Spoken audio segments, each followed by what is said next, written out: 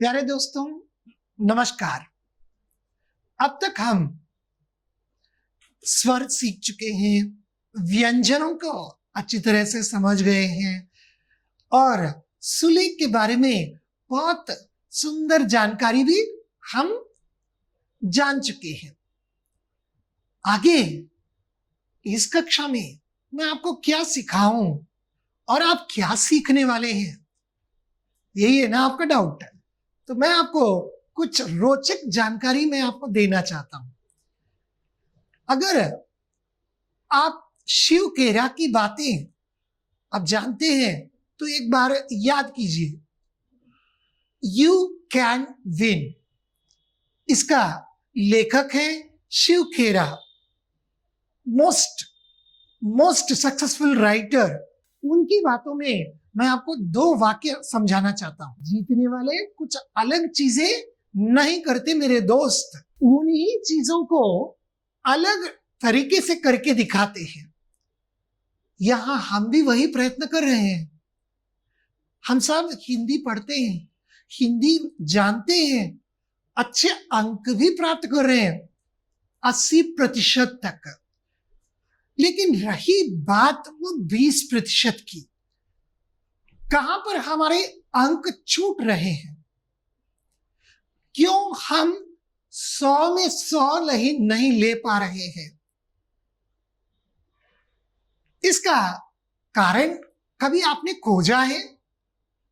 हाँ, सोचते होंगे कि मेरे टीचर ने मुझे नहीं दिया, या मैं अच्छी तरह से लिख चुका हूं लेकिन इस बार क्या हुआ मुझे मालूम नहीं है। इस तरह आपके दिमाग में अपने आप को कॉम्प्रोमाइज करने के लिए बहुत सारी बातें आती रहती हैं। सच में वो 20% के अंक जो हैं लिखावट की वजह से गए हैं। अगर आपकी लिखावट सुंदर है, समझ सकते हैं, आकर्षक है, तो जरूर आप 10/10 या 100% अंक पाने के हकदार बन जाते हैं। अरे, पिछली कक्षाओं में हमने सीखा है अ से लेकर श्र तक कौन कौन से वर्णों को कैसे स्ट्रोक्स के द्वारा लिखना है, ये सीख चुके हैं ना।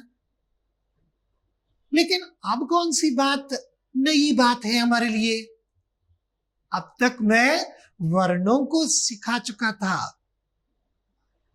लेकिन पेन को कैसे होल्ड करना है ये तो मैंने समझाया नहीं, है ना? तो अब मैं आपको समझाने जा रहा हूं। हाँ, अगर आप पेन को हाथ में ले रहे हैं, पहले मैं आपको कुछ चीजें बताना चाहता हूं। ये है मेरी हथेली, ये मेरी 5 उंगलियां हैं।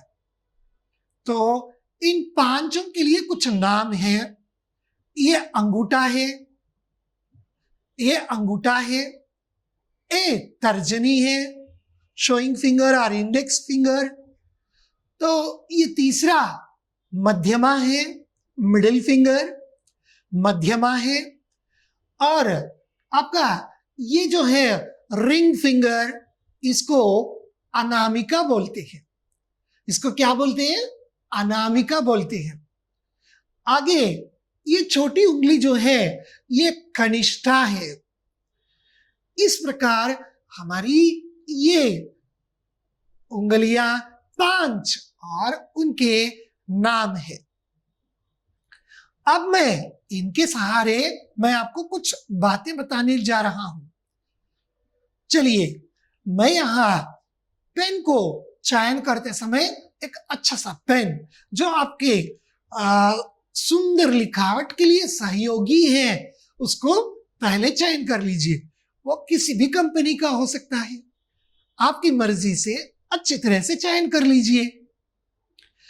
पेन को चयन करने के बाद लाइन वाले पेपर को चुन लीजिए। ड्रॉ करते हैं ना लाइंस, तो लाइंस यहां से वहां तक लाइन वाला, वो ब्रॉड रूल हो या सिंगल रूल हो, तो पहले लाइंस वाला पेपर चुन लीजिए। ऐसे पेपर पर जब आप अक्षरों की जो प्रैक्टिस करते हैं ना, तो आपका हैंडराइटिंग सुधर जाएगा। लेकिन ज्यादातर बच्चे काम को जल्दी खत्म कर लेना चाहते हैं, इसीलिए स्पीड लिख देते हैं। स्पीड लिखने की वजह से क्या हो जाता है, आपकी लिखावट में वो सुंदरता नष्ट हो जाती है। इसीलिए हमें क्या करना है, स्पीड को कम करना है, रोक लेना चाहिए। हाँ, जब तक आप अक्षरों के उन स्ट्रोक्स को ठीक तरह से प्रैक्टिस नहीं करते, तब तक स्पीड को थोड़ा काबू में रख लीजिए। उसके बाद अगला स्टेप, ज्यादातर लोग क्या करते हैं, पेन को कस के पकड़ लेते हैं। टाइटली पकड़ने से क्या हो जाता है, उंगलियों में पेन आ जाती है। अब्बा, थोड़ी देर लिखते ही क्या बोलते हैं, मम्मी दुख रहा है, हाथ दुख रहा है करके बोलते हैं। मम्मी बोलती है थोड़ी देर के लिए आराम कर लो, विश्राम करने के बाद फिर लिखना शुरू कर दो। लेकिन पहले आपको मैं एक बताना चाहता हूं कि कसकर पेन को ना पकड़े। Don't hold the pen tightly, don't hold the pen tightly. Next important thing, pen जो है हमेशा इस अंगूठा और इस तर्जनी के बीचों बीच होना जरूरी है, और ये पेन सीधा मध्यमा के ऊपर लैंड हो जाना है, मध्यमा के ऊपर लैंड हो जाना है। और इन दो उंगलियों से, अंगूठा और तर्जनी से इसको पकड़ लीजिए। और कहां पर पकड़ना है, पेन को सीधा इस नोक पर ना पकड़े, थोड़ा उसको फ्री कर दीजिए। ग्रिप रहता है, जहां पर आपके लिए पेन के लिए ग्रिप रहता है, उस ग्रिप के ऊपर आप पकड़ लीजिए। इस तरह पकड़कर बाकी उंगलियों को अंदर ले लीजिए। मैं अनामिका और कनिष्ठा के बारे में नहीं कहा ना, तो इसीलिए इन दो उंगलियों को हवा में उड़ने मत दीजिए, इनको अंदर कर लीजिए। अगर ये अंदर नहीं जा रहे हैं तो लिखावट सुंदर नहीं बनेगी। जब इनको अंदर खींच लेना है, अगर वो मुश्किल हो रहा है, तो ये एक छोटा सा इरेजर या शार्पनर को अंदर हथेली में रख लीजिए, उसको पकड़ने की कोशिश कीजिए, ताकि क्या होगा, आप इन दो उंगलियों को आराम से इस तरह अंदर कर सकते हैं। दूसरी बात, मध्यमा के ऊपर आपका पेन इस तरह 45 डिग्रीज एंगल में, 45 डिग्रीज एंगल में आपके पेन को होल्ड करना है, और पकड़ना किन उंगलियों से, अंगूठा और तर्जनी, इन दो उंगलियों से आपको पकड़ लेनी चाहिए। जब आप इस तरह पेन को पकड़ना सीख गए हैं, तो आइए कागज पर लिखना शुरू कर दें। जब आप कागज पर लिख रहे हैं, तो आपकी कलई या कोहनी, ये दो ही हिले। कलई रिस्ट, कोहनी एल्बो, ये दो ही हिल सकते हैं, पूरी भुजा नहीं। अगर भुजा को भी हिला रहे हैं, पूरे हैंड को इधर उधर कर रहे हैं, तो आपकी लिखावट बिगड़ सकती है। दोस्तों, इन चीजों को थोड़ा ध्यान से सुनिए। अच्छी तरह से इस प्रकार पेपर पे आप लिखना शुरू कर दीजिए। टेबल के ऊपर आप यहां से ही रेस्ट करना होगा आपके हैंड को, यानी पूरी तरह से यह भाग जो है, ये एल्बो से लेकर ये फिंगर्स तक ही आपके टेबल के ऊपर रहना होगा। जब ये सावधानी आप ले चुके हैं, आपके बैठने की स्थिति के बारे में भी सोचनी है ना। हाँ, आप 90 डिग्रीज एंगल में बैठिए। 90 डिग्रीज एंगल का मतलब स्ट्राइट।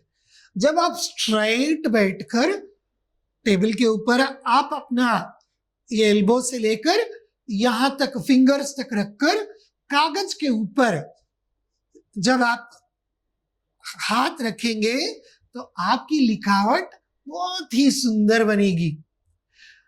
और ये सारी चीजें मैं आपके समक्ष इसीलिए प्रस्तुत कर चुका हूं कि अब तक अब बहुत शानदार ढंग से ये वर्णों को कैसे लिखना है ये सीख चुके हैं, स्ट्रोक्स का अभ्यास भी कर चुके हैं।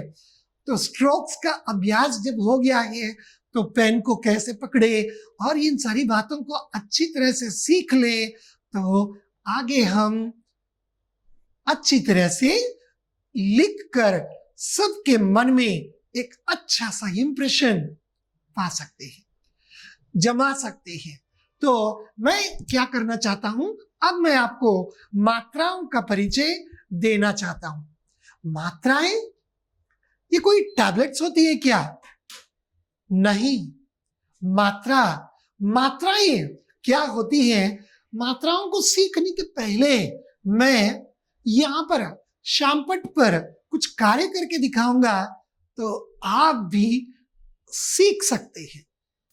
दोस्तों, मैंने पहले ही कहा ना, स्वर सीख चुके हैं।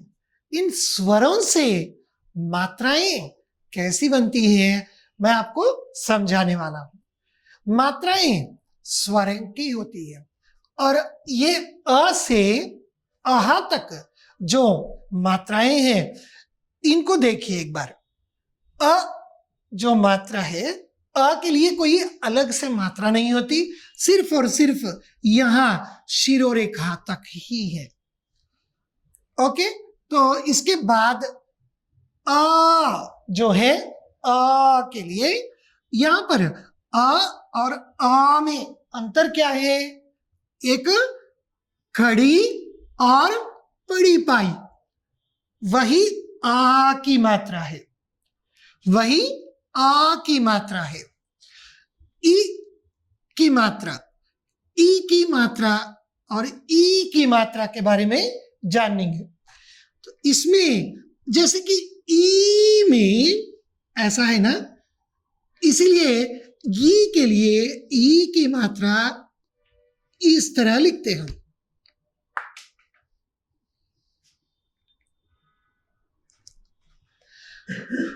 ई के लिए क्या करना है? यहां शिरोरेखा के ऊपर से इस तरह नीचे की ओर खींचेंगे तो ई की मात्रा बन जाती है। और ई अब पहले से ही यहां पर दिखाया गया है, यानी स्वर मालूम है तो मात्राएं भी बहुत आसान है। तो यहां पर ई देखिए, इसका मतलब किसी भी वर्ण के लिए ई की मात्रा इस तरह लगाई जाती है। नेक्स्ट, ऊ की मात्रा। ऊ, ये ऊ जो है ऊ में ही दिखाई दे रहा है। देखिए, लाल वर्ण में थोड़ा है और सफेद वर्ण में भी थोड़ा है। इसका मतलब जो पार्ट मैंने व्हाइट कलर से लिखा है वह पार्ट जो है ऊ की मात्रा, ऊ की मात्रा। तो अलग से अगर लिखेंगे तो क्या है ये? यहां पर देखिए, ऊ की मात्रा इस तरह लिखी जाती है। किसी भी वर्ण के नीचे लिखते हैं ऊ की मात्रा।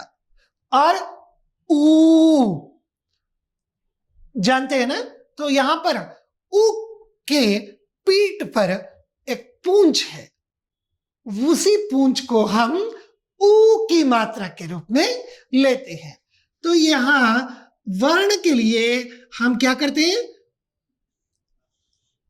इस तरह पीठ के ऊपर जो लगाई गई पूंछ है उसको वर्ण के नीचे खींचते हैं। तो ये ऊ की मात्रा है। ये क्या है? ऊ की मात्रा। अब क्या है? री की मात्रा। तो यहां री ऑलरेडी लिख चुके हैं। री में कौन सा भाग आपको सफेद रंग में दिख रहा है? यही है ना। इस पार्ट को हम री की मात्रा के रूप में डिनोट करते हैं। ये री की मात्रा भी किसी भी वर्ण के लिए हम क्या करते हैं, नीचे इस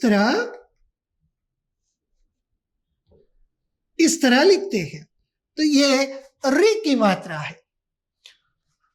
ऊ की मात्रा, ऊ की मात्रा, री की मात्रा। इसके बाद नेक्स्ट ए आई, ए आई। यहां पर आई के ऊपर एक तिरछी रेखा है, तो इसीलिए हमने क्या किया, मात्राओं को याद रखने के लिए ये की मात्रा का मतलब यहां पर कुछ नहीं है ना, इसलिए एक लगा देंगे और आई के ऊपर एक है ऑलरेडी, तो इसीलिए पहले हमने क्या किया, ए की मात्रा इस प्रकार हम नोट कर चुके हैं, उसको साथ में ले लेंगे, यानी आई की मात्रा में 2 आ जाते हैं। रेखाएं तो 2 होती है, लेकिन उनके बैठने का स्थान जो है एक ही, यानी लोग अक्सर ऐसा लिख देते हैं, आई की मात्रा 2 स्ट्रोक्स देने के लिए बोले तो 2 अलग अलग नहीं लिखना चाहिए। आपको क्या करना है, शिरोरेखा के ऊपर यानी पड़ी रेखा के ऊपर, पड़ी रेखा के ऊपर इस प्रकार 2 तिरछी रेखाएं एक ही जगह से हमें देनी होगी। और अब ओ दिख रहा है ना, तो ओ में मैंने कौन सा भाग सफेद खड़ी से लिखा है, यस, ये जो है खड़ी रेखा, पड़ी रेखा के ऊपर एक और तिरछी रेखा, तो ये बन गया है आपका ओ की मात्रा। इसका मतलब खड़ी रेखा, पड़ी रेखा और तिरछी रेखा, ये ओ की मात्रा है। अब बारी है औ। औ में क्या है, औ देखिए यहां पर सफेद पोर्शन पे जो लिखा हुआ है वही अलग दिख रहा है, तो औ की मात्रा देखिए औ से ही निकालेंगे हम। एक कड़ी रेखा, उसके ऊपर एक पड़ी रेखा और उसके ऊपर दो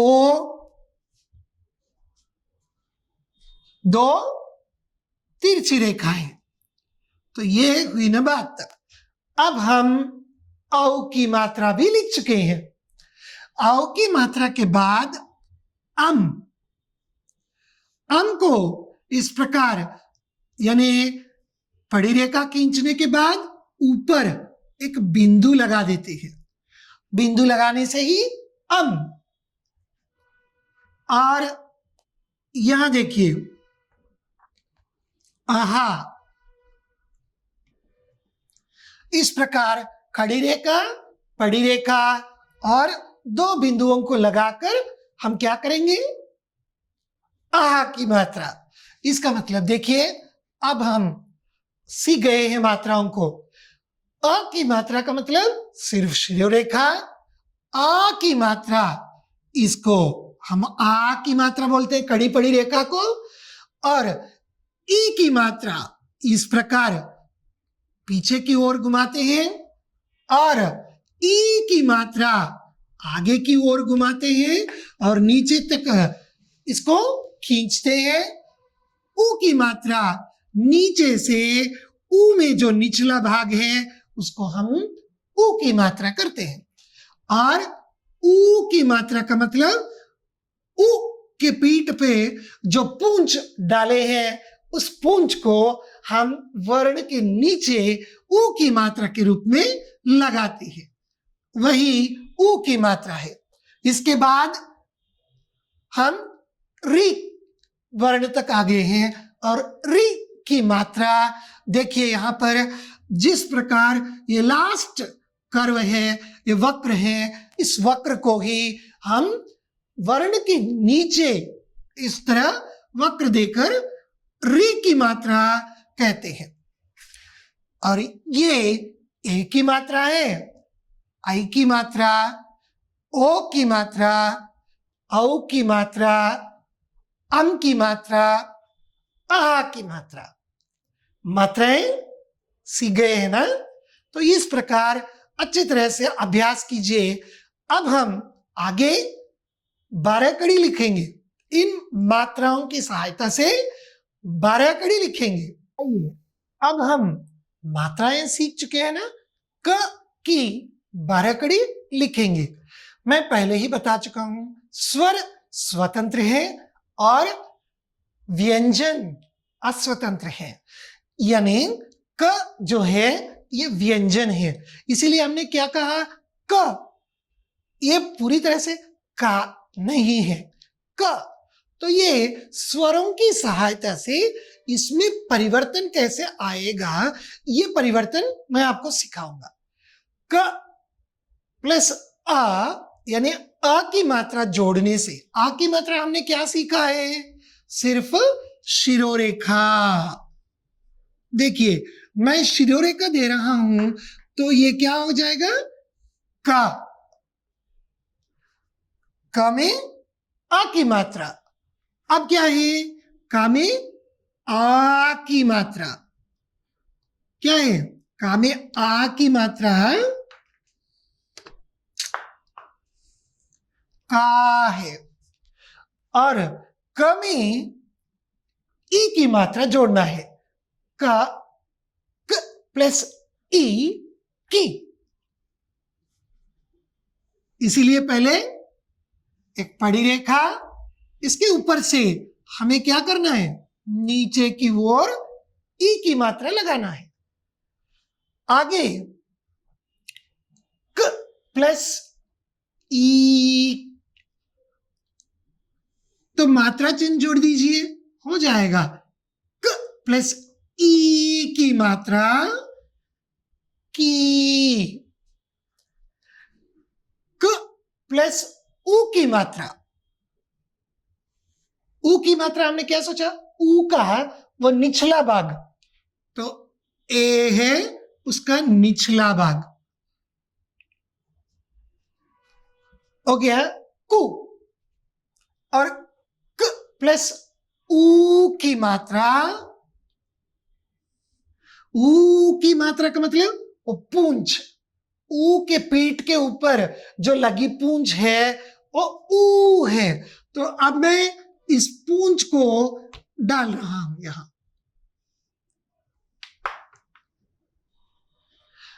अब ये बन गया है कू। अब नेक्स्ट क प्लस री, क प्लस री कृ।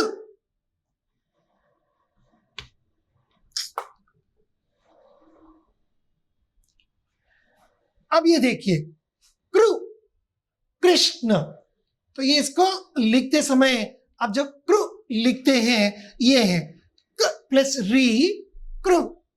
तो नेक्स्ट क, क प्लस ए के, तो क प्लस इसका मतलब जोड़ना, यानी यहां पर हम क्या जोड़ रहे हैं, ए की मात्रा, तो ये की मात्रा सीधा यहां जुड़ना होगा। सीधा कहां जुड़ना है, यहां जुड़ना है। तो देखिए क प्लस ए की मात्रा के, और क प्लस आई की मात्रा, आई की मात्रा का मतलब कितने स्ट्रोक्स देते हैं, 2 तिरछी रेखाएं, तो कई हो गया ना, कई। क प्लस ओ की मात्रा को, को।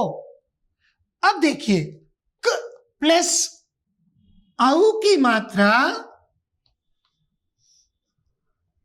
औ की मात्रा माने ऊपर 2 तिरछी रेखाएं डालते हैं, कौ।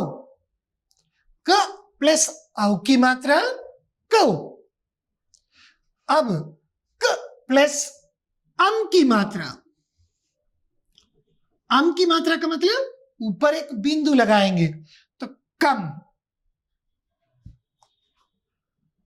क प्लस अहा की मात्रा, तो वो क्या बनेगा? देखिए, कहा।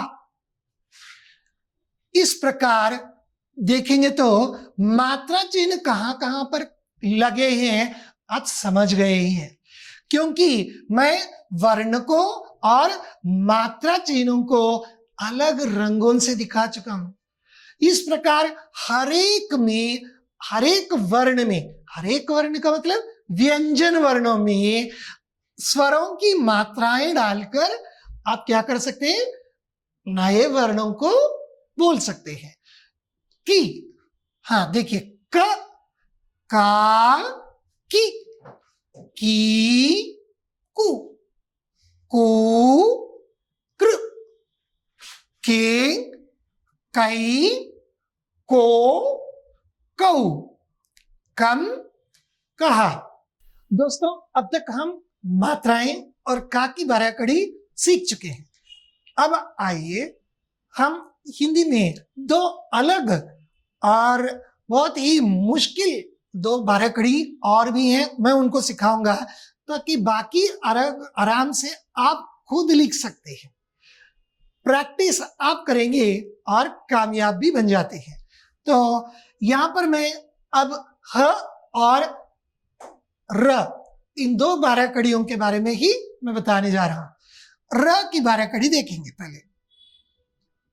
पहले इसके लिए र। हाँ, हमने क्या सोचा है? अ की मात्रा शिरोरेखा है,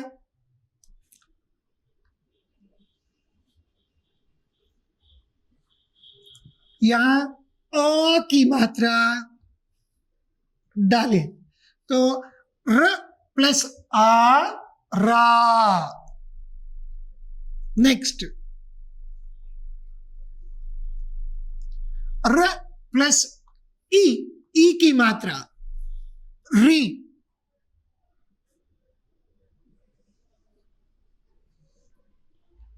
र प्लस ई की मात्रा री।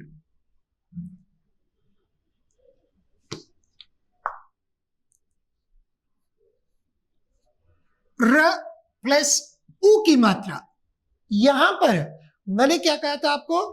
उ की मात्रा नीचे लगती है, लेकिन र के लिए कुछ खास है, इसीलिए मैं यहां र बाराकड़ी आपको सिखा रहा हूं। तो र के पीठ के ऊपर आपको इस तरह लिखना होगा, एक पूंछ इस तरह लिखेंगे तो र के लिए उ की मात्रा बन जाती है, ये रू है।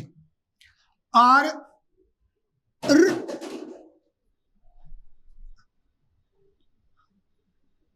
प्लस ऊ की मात्रा, यानी हमने ऊ की मात्रा नीचे देने के लिए सोचे थे, लेकिन रा एक अलग वर्ण है, इसलिए हमने क्या किया? एक छोटी सी पड़ी रेखा खींच के उसको जोड़ दिए हैं इस वक्र को, तो ये बन गया है रू। लेकिन र प्लस री की मात्रा नहीं जुड़ती, तो वहां पर वह नहीं रहता है, तो उसको नहीं लिखेंगे। र के इसके बाद र प्लस ए की मात्रा, ए की मात्रा रे। अब देखिए, र प्लस आई की मात्रा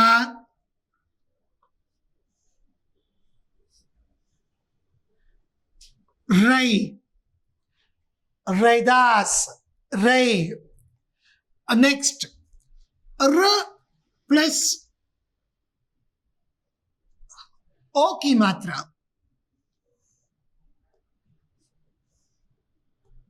रो। इसके बाद र प्लस औ की मात्रा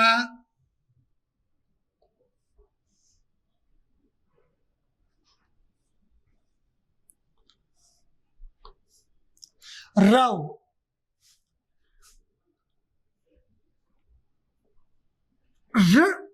प्लस अम की मात्रा रम, राजा रंक, तो रम, र प्लस आहा,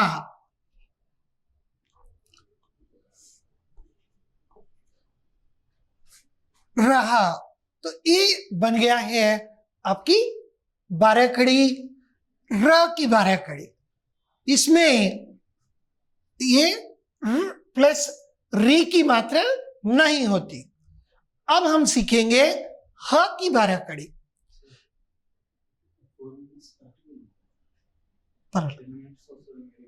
चलो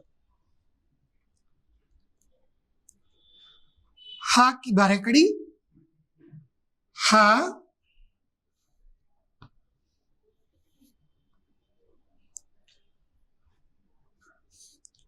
ऊपर शिरोरेखा,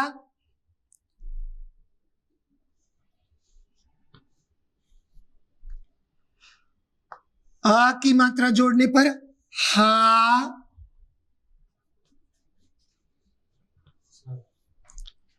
हा में ई की मात्रा ही, हा में ई की मात्रा जोड़ने पर ही,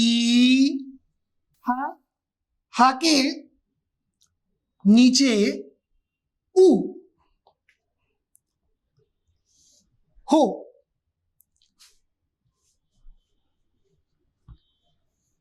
हा के लिए ऊ की मात्रा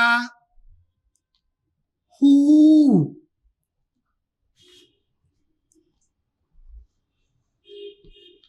हा में रे की मात्रा ये पेट में लगती है, इस प्रकार बन जाता है हृ, हृदय, हृ, इस प्रकार लिखना है, ना कि नीचे।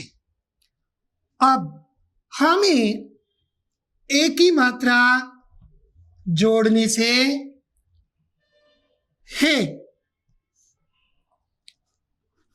ह,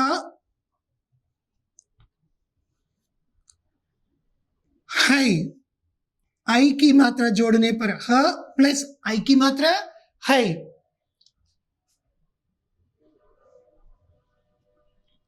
हमें ओ की मात्रा लगाने से हो, हा में आउ की मात्रा हाउ, हा में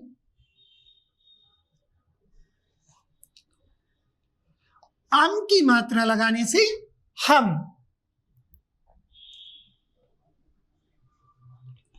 हा में आहा की मात्रा जोड़ने से आहा।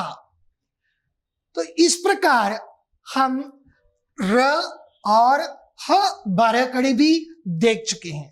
तो इनको देखकर हम आराम से बाकी वर्णों के लिए भी आप अपनी कॉपी में अच्छी तरह से मात्राओं को व्यंजनों से जोड़ते हुए 12 कड़ियां लिखिए और उनका अभ्यास करते हुए आगे बढ़िए। फिर मिलेंगे। धन्यवाद।